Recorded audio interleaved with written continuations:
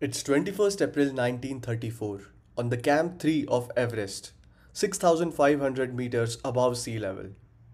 In the tent is Maurice Wilson. It's his birthday today.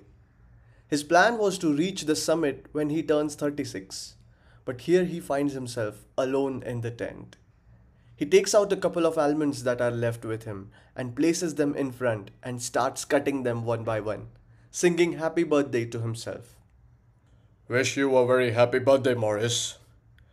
Yes, I have not reached the top yet, but this is not the end. I have to scale Everest and prove my point. People have questioned me. They have tried to stop me, but I will not give up. I have a plan in my mind, and I am sure that it will work. It has to, and I will be the first to reach the top of Everest. From Unboxing Stories, this is Himalayan Diaries. I'm your host Ojas. Since Sir Edmund Hillary and Tenzing Norgay's historic ascent in 1953, Mount Everest has seen more than 11,000 summits as of January 2024 by more than 6,000 different people. Each year, nearly 800 climbers attempt to conquer Everest, with more than 50% of them succeeding. Despite the advancements in equipment and expertise of Sherpa, the mountain still maintains a 1% fatality rate, reminding us of the formidable challenges and risks still present in such extreme conditions. As you might have realized by now that today's episode is a bit different. We don't have a guest today sharing his or her story. Today we will listen to a real life story from the mountains. A story of endurance, a story of madness, a story of a dream. Today's story steps back 2 decades before the first successful ascent of Mount Everest. We delve into the life of Maurice Wilson, a controversial figure in the mountaineering world from 1930s. Wilson's dream was to scale the Everest alone. But what truly set him apart was his extraordinary plan: to fly an airplane and crash land it on the mountain, then ascend to the summit from there. This plan was considered bizarre not only because he lacked mountaineering experience, but also because he had no idea how to fly a plane. So what happened to Maurice Wilson? And why did he become such a controversial figure in the mountaineering world? Did he succeed? He once wrote in his diary, "There is no stunt about it. Mine is a carefully planned expedition, which is certain of success, although the orthodox mind may consider it madness." This declaration captures the essence of his story. Let's unbox the full story of Maurice Wilson in today's episode.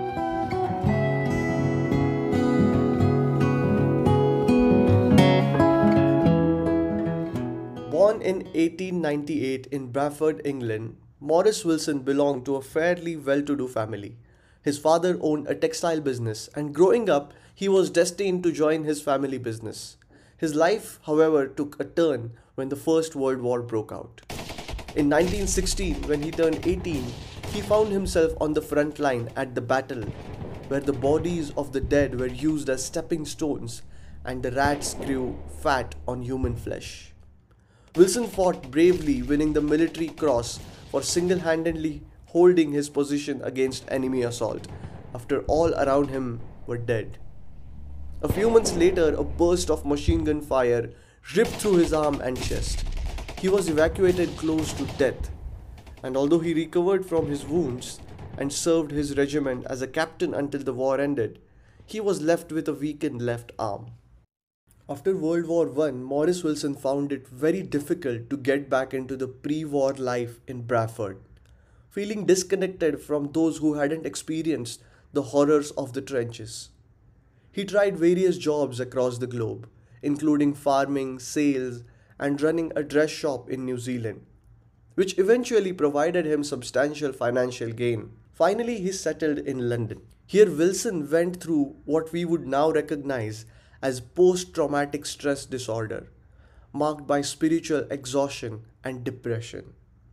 When he fell ill, racked by a cough that seemed to signal the start of tuberculosis, he suffered a nervous breakdown. Rejecting conventional medicine, he turned to a radical regime of faith healing and fasting, believing it cured him and prepared him for the new challenges. It was during his recovery phase that he stumbled upon an old article about the 1924 Everest expedition. He read about the failed attempts and tragic stories of climbers like Mallory and Irwin, another Everest story that we will talk about in some other episode. Wilson saw Everest as an ultimate proof of his beliefs in faith and fasting. Convinced he could succeed where the trained mountaineers had not, he planned to ascend Everest alone. A decision fueled by desire to demonstrate the power of spiritual and physical purity. This mission wasn't just a climb, it was Wilson's way to demonstrate the transformative power of faith and fasting to the world. Now, with a goal in his mind to climb Everest, he had two major challenges to complete this task alone. First, he had no idea how to fly a plane, and second, he had no idea or prior experience in climbing. But Maurice, being an optimistic person, he had a plan in his mind. He decided to take up flying lessons, and after 2 months of flying lessons at the London Airplane Club, as well as some hiking in Lake District, Wilson took off on May 21st, 1933. He could not afford to buy a state-of-art plane, but the plane he brought was an open cabin biplane, more close to what the Wright brothers had used. Wilson aptly named it Everest. This daring adventure quickly became a front-page news in newspapers, and his quest was becoming popular all around the world. He was well aware of the fuel range of the plane, so he flew the plane accordingly. London to Freiburg, Freiburg to Pasua, and then flew over the Western Alps to Rome, where the news of his endeavor preceded his landing and a large and enthusiastic reception greeted him. 1 week after leaving London, Wilson reached Cairo, and a few days after that, Baghdad. The newspaper went wild.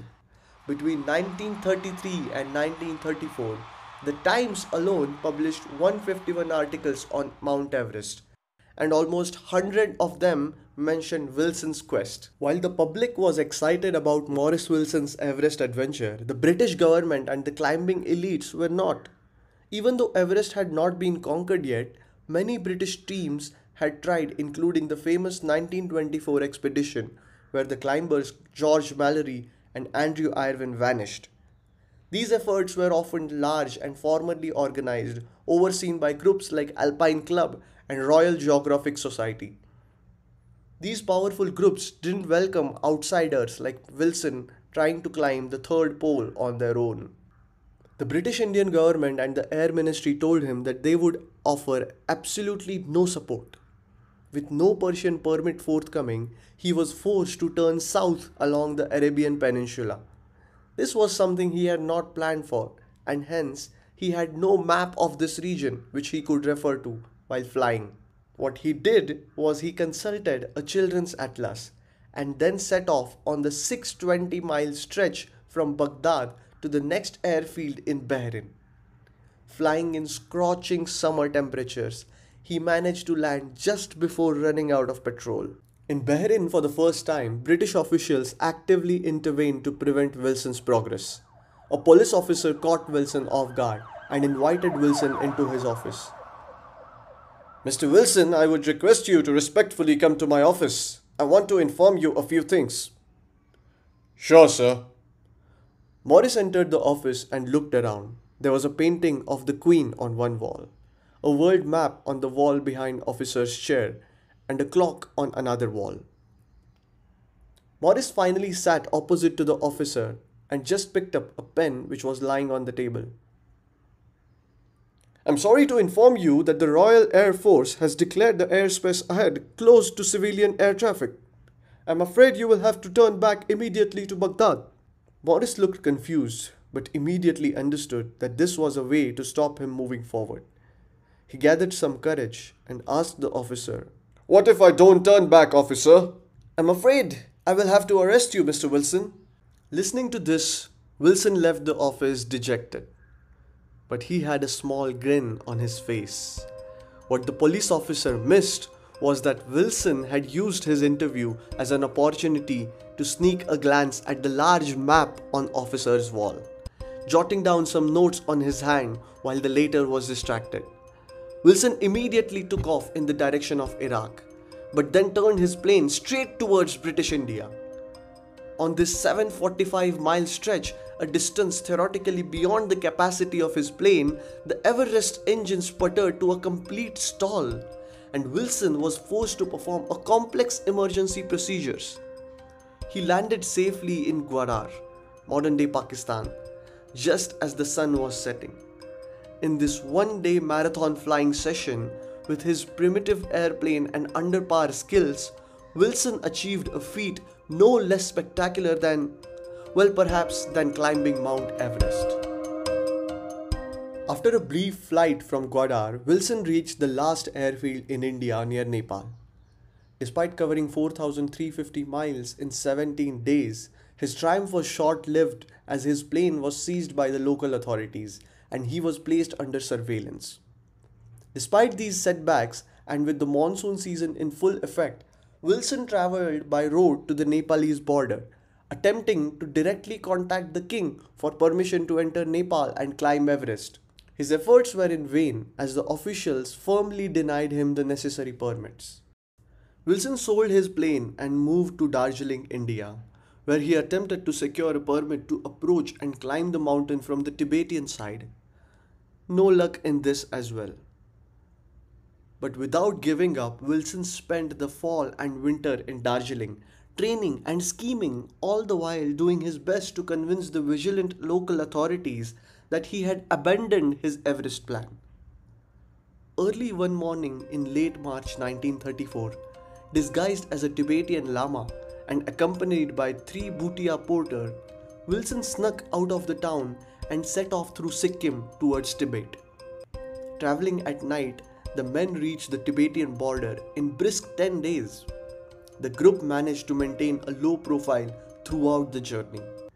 By mid-April, they reached the Rombuk monastery, just below the traditional Everest base camp. With the same spirit he displayed during his flight over the desert, Wilson embarked up the Rombuk Glacier, aiming to reach Everest summit on his birthday, April 21st.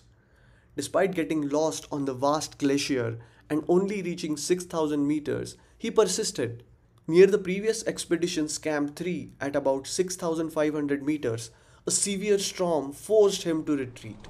He spent his 36th birthday alone in his tent on the glacier.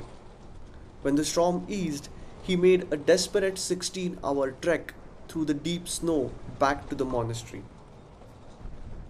Back at Rombuk, Wilson revised his plan and convinced 2 of his Bhutia guides to accompany him as high as Camp 3. On May 12th, the group left the monastery and made a quick progress up the mountain. They were able to locate the gear Wilson had left behind after his previous attempt. Save the crampons he had previously scavenged from an abandoned cache and then tossed aside before retreating, which were nowhere to be found. After one failed attempt at reaching the North Pole, Wilson set off alone again on May 29th, asking his porters to stay at the Camp 3 for 10 days, a request they very likely ignored. This was the last time anyone saw Maurice Wilson alive. The following year, Eric Spitton and Dr. Charles Warren found his remains as well as his journal in the vicinity of the British Camp 3. It is not clear how high Wilson climbed before he met his end, likely well below Everest's peak, and possibly not even reaching the North Pole at 7,010 meters. Earlier he had tried to climb the icy slopes above Camp 3 without crampons and without knowing how to cut steps in the ice, which quickly forced him to turn back. Despite his lack of technical skills and having an immobile arm, Wilson was determined.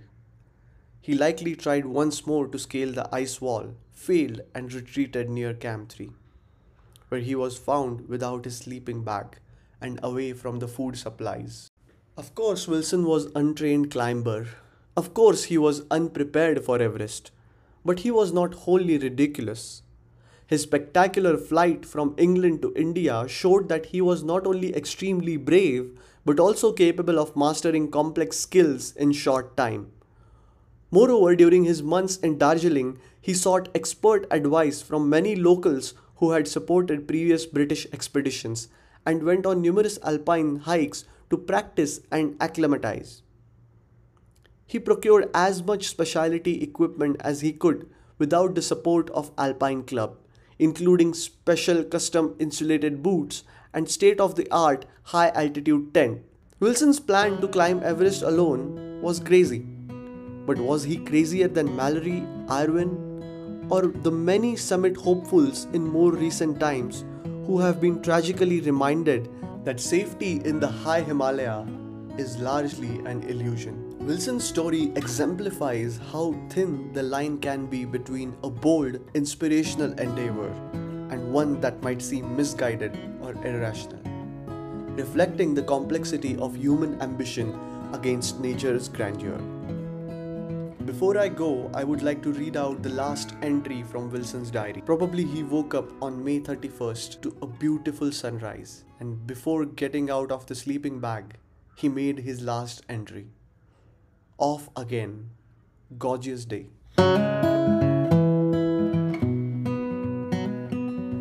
Thanks for joining us on Himalayan Diaries from Unboxing Stories. I'm your host Ojas. Together with Shivam Hasurkar, we are the creators of Unboxing Stories.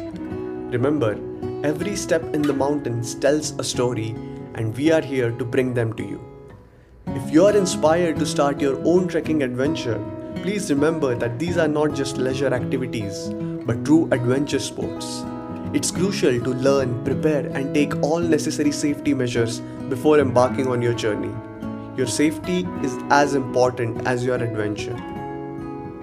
If you have enjoyed this episode, do share it with your friends and family. Please make sure to follow us and leave a review on Spotify, Apple Podcast, or wherever you get your podcast. Tune in next time as we continue to unbox more stories from the Himalayan Diaries. Until then, keep moving forward.